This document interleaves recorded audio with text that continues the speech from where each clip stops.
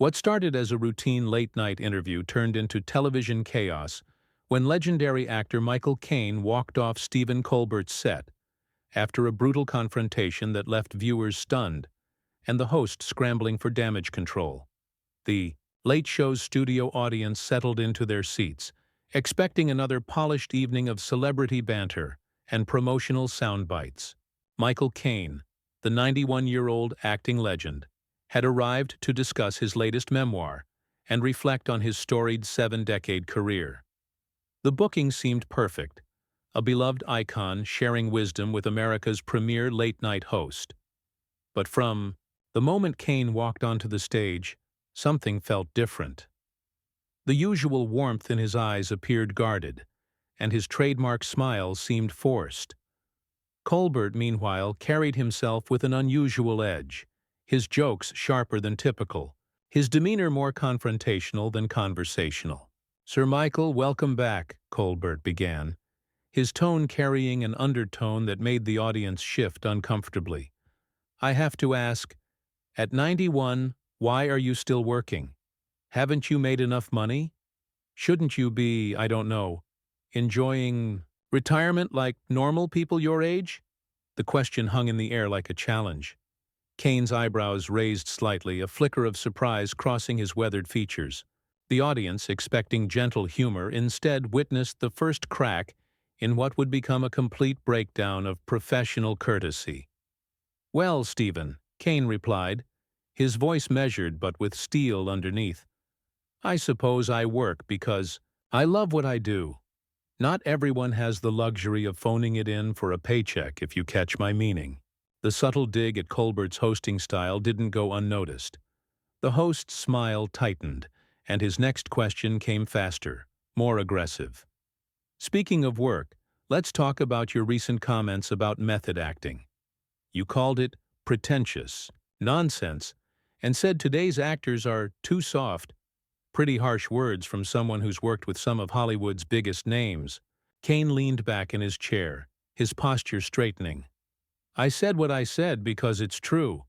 Acting used to be about craft, about showing up prepared and doing the work. Now it's about finding your truth and making everyone else accommodate. Your process. It's selfish." "Selfish?" Colbert interrupted, his voice rising slightly. "That's interesting coming from someone who's made a career out of playing the same character in different movies. How many times can you do the same Cockney accent and call it range?" The studio fell silent. Even the camera operators seemed to freeze. This wasn't playful ribbing. This was a direct attack on a man's life's work, delivered with the cruelty of someone who knew exactly where to strike. Caine's face darkened, the genial grandfather persona evaporating. "I beg your pardon? Come on, Michael? Or should I say Maurice?" Colbert pressed, using Caine's real first name like a weapon. "You've built an entire career on essentially the same performance. The working-class hero, the wise mentor, the tough guy with a heart of gold. It's like watching the same movie over and over again." The audience began to murmur, sensing they were witnessing something unprecedented. Several people could be heard whispering, "This isn't right," and "What's he doing?" Caine's hands gripped the arms of his chair. "You know nothing about my work or my craft. I've played kings and criminals, soldiers and teachers, heroes and villains across 7 decades. If you think that's all the same, then you're either ignorant or deliberately obtuse." "Deliberately obtuse?" Colbert laughed, but it was cold, calculated. "Now there's the arrogance I was expecting. Tell me, Sir Michael, do you think your knighthood makes you untouchable? Because from where I'm sitting, you look like just another old actor who's forgotten that respect is earned, not given." The words struck like lightning. Caine's face flushed red, and for a moment, the legendary composure that had carried him through countless interviews and difficult co-stars cracked completely. "How dare you?" he said, his voice barely above a whisper but carrying the weight of decades of dignity under assault. "How dare you sit there and mock a lifetime of work, of dedication, of what?" Colbert interrupted again, leaning forward. with predatory intensity, of showing up and saying lines in the same voice you've used since 1960, of coasting on reputation while younger, more talented actors actually push boundaries. The studio audience was now openly uncomfortable, with several people standing up as if to leave. The cameras continued rolling, capturing every second of what was rapidly becoming a career-defining moment for both men, though for very different reasons. Caine stood up slowly, his famous frame still imposing despite his age. His voice, when it came, was controlled but seething with barely contained fury. I've worked with the greatest directors, the finest actors, and the most professional crews in the business. I've never, in 70 years, been spoken to with such disrespect by someone who— But Colbert wasn't finished. Someone who— What, Michael? Colbert shot back, rising from his desk with theatrical aggression. Someone who's actually relevant. In 2025? Someone who doesn't have to rely on nostalgia and pity applause to get work? The audience gasped audibly.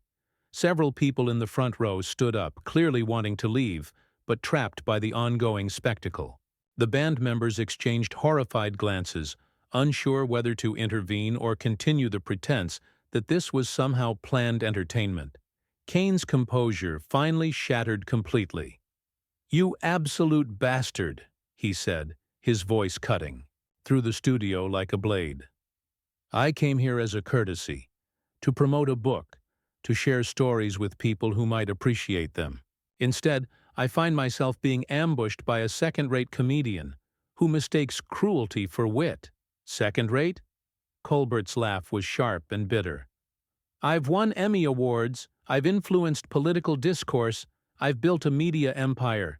What have you done lately besides live off past glory and collect paychecks for saying she was only supposed to blow the bloody doors off in different costumes?" The reference to Caine's famous line from The Italian Job, delivered with mocking exaggeration, pushed the confrontation into truly vicious territory. Caine stepped closer to Colbert's desk, his hands trembling with rage. "You want to know what I've done?" Caine's voice rose for the first time, carrying decades of suppressed frustration. "I've inspired generations of actors. I've brought joy to millions of people. I've worked with honor and dignity while you sit behind that desk making jokes about people better than you'll ever be." "Better than me?" Colbert's voice cracked slightly, revealing something desperate underneath his aggression. "You're a relic, Michael. A museum piece who won't admit his time is over. At least I'm still creating, still pushing boundaries, still— Still what? Still hiding behind writers and producers and corporate suits?" Caine interrupted, now fully engaged in combat. "Still reading other people's words and pretending they're your own thoughts? You call me one note, but what are you besides a character Stephen Colbert created years ago that you can't seem to escape?" The personal nature of the attack clearly struck home. Colbert's face went pale, then flushed red. His trademark smirk disappeared entirely, replaced by something ugly and raw. "At least I don't have to wheeze through interviews about the good old days when movies were supposedly better," Colbert snarled. "At least I don't embarrass myself by pretending I'm still the leading man when everyone can see I'm just a tired old man who should have retired 20 years ago." The cruelty of the words hung in the air like poison. Caine, who had faced down everything from critics to career setbacks to personal tragedies, looked genuinely wounded for the first time. The legendary actor who had maintained grace under pressure throughout his entire career finally showed the human being underneath the public persona. "You know what?" Caine said quietly, his voice now controlled but carrying the weight of absolute finality. "I've shared stages with giants. I've worked with Olivier, with Hackman, with Connery. I've been directed by masters of the craft. And never, not once, have I encountered such unprofessional, disgraceful behavior." He began to remove his microphone, his movements deliberate and dignified despite the chaos around him. The audience watched in stunned silence as one of cinema's most respected figures prepared to walk away from what had become a nightmare. "Oh, please," Colbert said, his voice dripping with fake concern. "Don't tell me the great Michael Caine can't handle a little honest criticism. What happened to that famous British stiff upper lip? Or is that just another act you put on for the cameras?" Caine stopped removing his microphone and looked directly at Colbert with an expression that made the temperature in the room seem to drop 10 degrees. "You want honesty?" Caine said, his voice deadly quiet. "Here's honesty. You're a bully, a coward who attacks guests because you know they can't fight back without looking ungracious. You've forgotten that this is supposed to be entertainment, not blood sport." The words hit Colbert like physical blows. His mouth opened and closed without sound, his usual quick wit apparently deserting him in the face of such direct, devastating honesty. But then, perhaps realizing he had already gone too far to retreat, Colbert made the fatal decision to escalate even further. "At least I'm not some has-been actor desperately clinging to relevance by writing self-aggrandizing memoirs about how great things used to be," he said, his voice rising to match his guest's intensity. "Face it, Michael. You're yesterday's news trying to compete in today's world, and it's embarrassing to watch." The words seemed to echo in the sudden silence that followed. Even the production crew, trained to handle live television emergencies, appeared frozen by the sheer viciousness of what they were witnessing. Caine's face went through a series of expressions: hurt, anger, disgust, and finally, something that looked like pity. When he spoke again, his voice carried the weight of someone who had seen too much of life to be truly surprised by its cruelties, but was still disappointed by them. "You know what the tragedy is, Stephen?" Caine said, his tone now almost conversational, despite the venom that had preceded it. "You actually have talent. Real talent. I've watched your work over the years, and there's genuine intelligence there, genuine wit. But somewhere along the way, you decided that tearing people down was easier than building them up." The unexpected shift to something resembling compassion seemed to unnerve Colbert more than any insult could have. His aggressive posture wavered, confusion flickering across his features. "Don't," Colbert said, his voice suddenly smaller. "Don't you dare try to psychoanalyze me. You don't know anything about me or what I've had to do to survive in this business." "Survive?" Caine repeated, genuine surprise in his voice. "Is that what you call this? You have your own show, millions of viewers, more money than most people see in a lifetime, and you think you're surviving? What exactly are you surviving, Stephen?" The question hung in the air like an accusation. For a moment Colbert looked genuinely lost, as if he'd been asked to explain something he'd never fully understood himself. "You wouldn't understand," Colbert said finally, but the fire had gone out of his voice. "You're from a different era. You got to be the hero, the leading man, the one everyone loved. Some of us have to fight for scraps, have to claw our way up, have to prove ourselves over and over again." "Fight for scraps?" Caine's eyebrows rose in disbelief.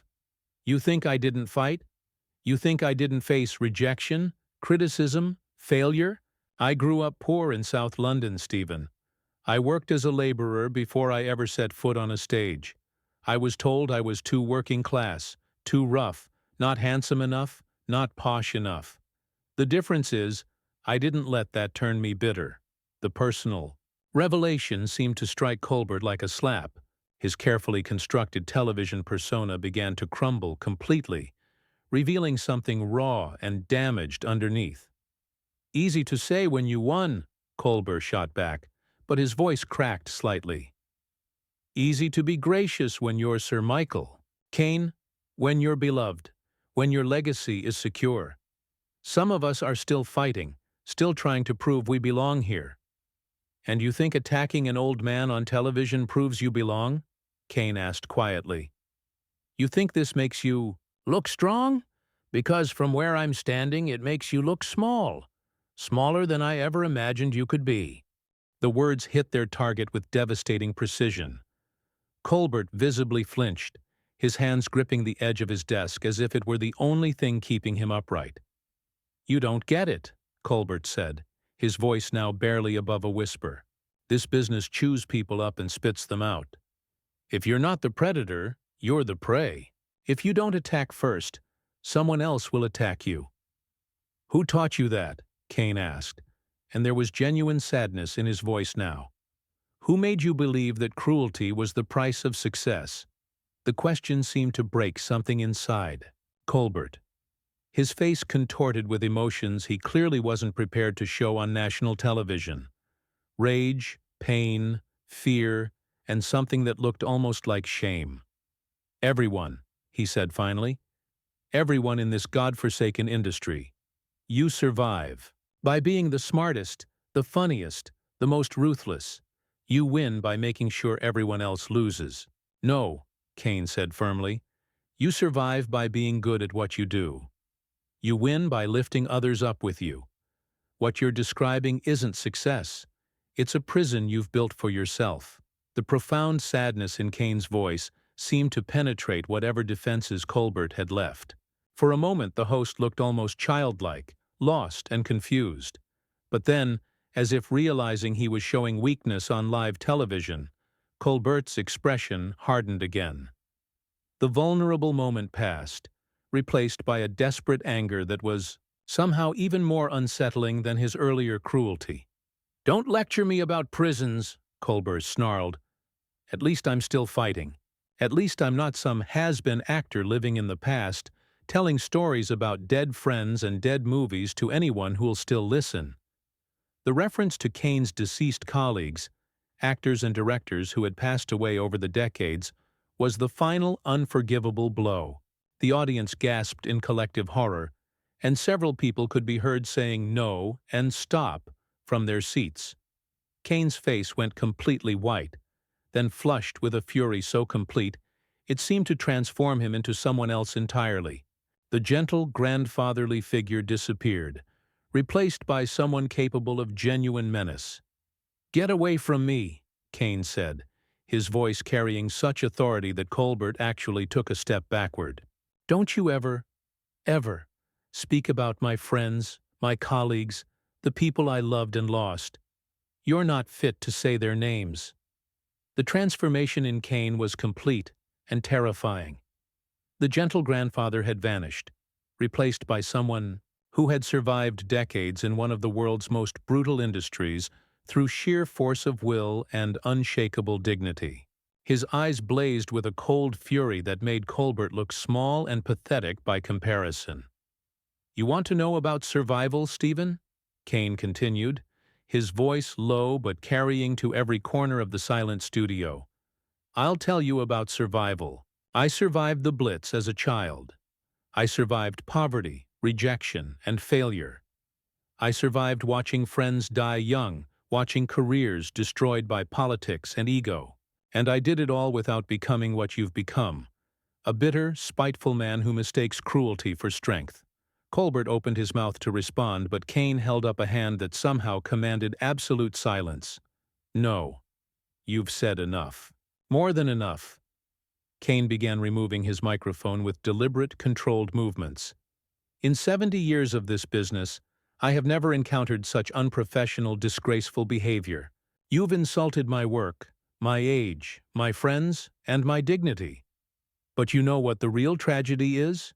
He paused, looking directly at Colbert with something that might have been pity.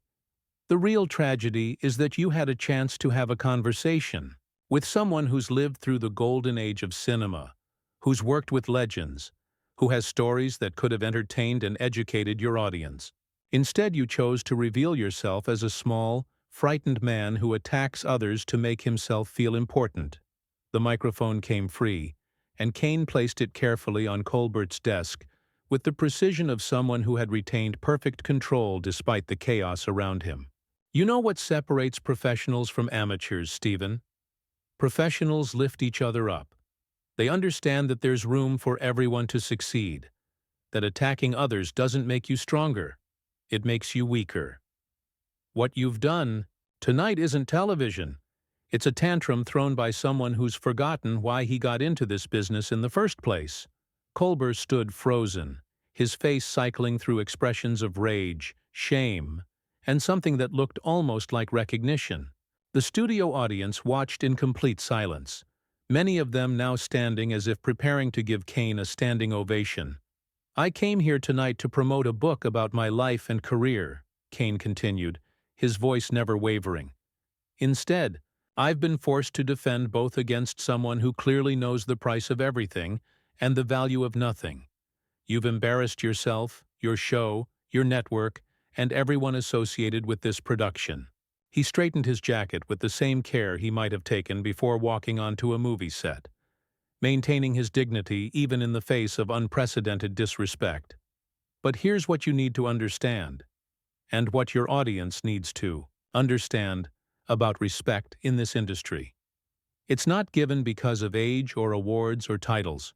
It's earned through professionalism, through treating your colleagues with dignity, through understanding that everyone you meet is fighting battles you know nothing about."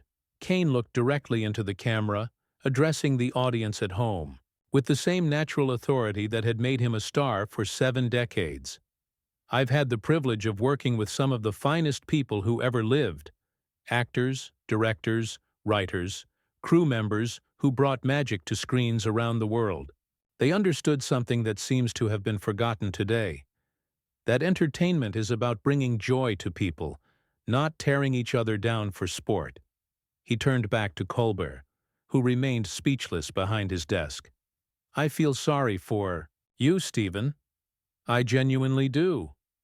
Because you've just thrown away the chance to have a meaningful conversation in favor of cheap shots and cruel jokes. Your audience deserved better. Your guests deserve better. And somewhere inside, I think you know you're capable of better." With that, Caine turned and began walking toward the exit. The studio audience, as if released from a spell, erupted into applause. Not the polite television applause of a typical talk show, but genuine, heartfelt clapping that seemed to acknowledge they had witnessed something extraordinary. Several audience members stood and began applauding more vigorously. Others called out, "We love you, Michael!" and "Thank you." The sound grew and grew until it filled the entire studio, a thunderous show of support for the man who had maintained his dignity in the face of unprecedented attack. Colbert remained behind his desk, the sound of applause seeming to physically wound him. His carefully constructed television persona had completely collapsed, leaving behind someone who looked lost, confused, and deeply ashamed. As Caine reached the exit, he paused and looked back one final time. His expression had softened slightly, showing not anger but disappointment, the look of someone who had hoped for better and been let down. "Good luck, Stephen," he said, his voice barely audible over the continuing applause. "I hope you find whatever it is you're really looking for." And with that, Sir Michael Caine walked off the set and into television history, leaving behind a studio full of people who had just witnessed the complete destruction of a host's credibility and the triumph of grace under pressure. The applause continued long after he disappeared, a final testament to the power of dignity in the face of deliberate cruelty. Colbert stood alone at his desk, facing an audience that was no longer his, having learned too late that some lines should never be crossed and some people should never be underestimated.